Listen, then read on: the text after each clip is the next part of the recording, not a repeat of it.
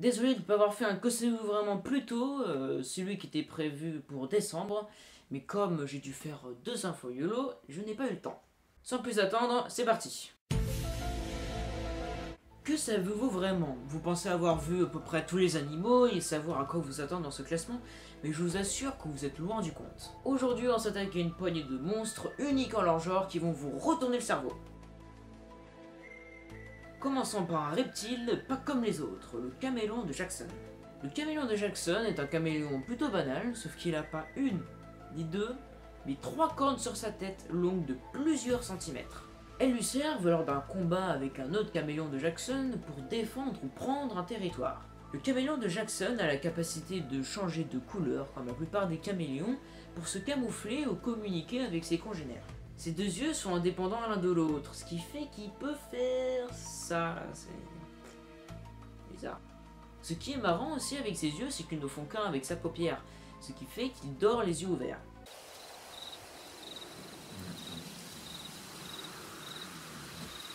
Ce caméléon, pour se nourrir, a une langue assez particulière, qui, pour attraper ses proies, mouches et compagnie, est enrobée d'une muqueuse collante. Elle peut s'étirer jusqu'à 30 cm de long, ce qui équivaut à sa longueur, en seulement un quart de seconde.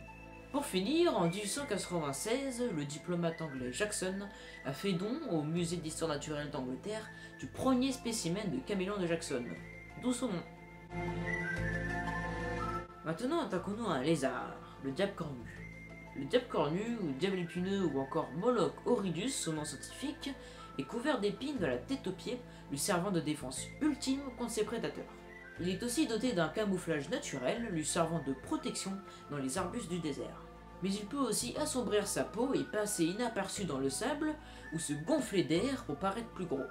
Le diable cornu raffole de fourmis, et passe son temps à chercher des fourmilières. Avec sa langue collante, il peut manger 45 fourmis à la minute et jusqu'à 2500 par heure. Ce petit lézard de 15 cm de long a une botte secrète. Une bosse à pointe sur son dos qui dissuade les plus gros des prédateurs comme le varan à langue bleue. Oui, il a une langue bleue, c'était tant que ça? Non, pour le coup, il a pas pris de potion magique. Hein. Alors, pour finir, savais-tu que Moloch était le nom donné à un dieu cruel chez les Ammonites, un peuple de l'Antiquité? Enchaînons sur le Batinum géant, mesurant 35 cm de long pour un poids de 1,4 kg. Ce cloporte déshabillé, c'est le plus grand des isopodes, famille de plus de 10 000 espèces, dont le cloporte. Vous vous demandez sûrement, mais pourquoi il est aussi grand ce cloporte? Eh bien, c'est parce que le Batinum géant est un cas de gigantisme abyssal. C'est un phénomène dont nous ne savons pas encore bien les origines concernant les animaux des profondeurs qui sont beaucoup plus grands que leurs homologues de surface. On le trouve entre moins 70 mètres et moins 2140 mètres de profondeur aux Antilles, dans le golfe du Mexique, dans le golfe du Bengale, dans la mer Rouge et dans l'océan Indien. De toute façon, vous l'aurez bien compris, avec les créatures des abysses, on voyage beaucoup. C'est un charognard qui erre dans les fonds marins à la recherche de cadavres de poissons, de calmars ou de baleines. Il faut que vous sachiez que le Batinum géant est un gros morphale, mais il n'est pas ectomorphe comme moi. Il peut manger jusqu'à compromettre ses capacités motrices. Faut le faire. Même qu'une fois il aurait mangé le câble d'alimentation d'une caméra sous-marine, je peux vous dire que les plongeurs ont été ravis. Mais bon, faut le comprendre, la nourriture est tellement rare dans les abysses, et bah quand ils trouvent quelque chose qui a l'air comestible, et bah ils se gênent pas. Pour conclure, sur une petite touche gastronomique, il a été envisagé d'en faire une exploitation commerciale pour le manger. Mais du fait que sa pêche est assez aléatoire, le projet a été abandonné. Le crabe des cocotiers est un arthropode terrestre de la famille des bernard l'ermite et non des crabes.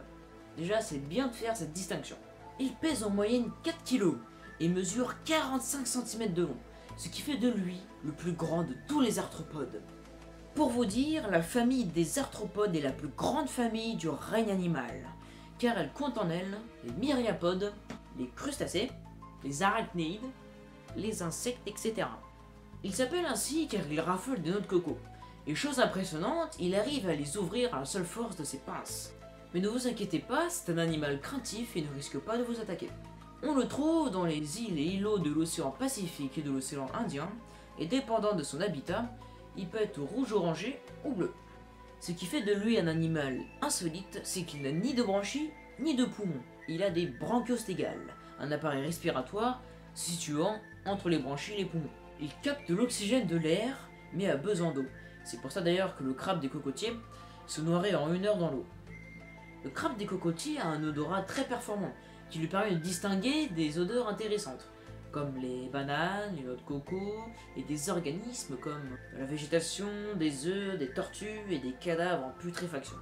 Il peut vivre jusqu'à 60 ans, mais rares sont ceux qui arrivent à cet âge-là, car malheureusement c'est une espèce invasive et elle est victime de la chasse. Pour finir, je vous avais dit que c'était le plus grand des arthropodes, mais lors de mes recherches, j'ai trouvé un article qui disait le contraire et qui parlait d'un crustacé géant. Et ça, ce sera pour une prochaine fois. On enchaîne. L'axolote de son scientifique en histoire avec... L'axolote de son nom scientifique en histoire avec ses gommes, laisse tomber, est une salamandre aquatique qui a de nombreuses particularités exceptionnelles. L'axolote peut passer toute sa vie sous forme de larve, et ça mon gars, ça s'appelle de la pédogenèse. Et oui, l'axolote a une particularité exceptionnelle, je me redis, mais c'est exceptionnel, accrochez-vous bien, il peut se régénérer.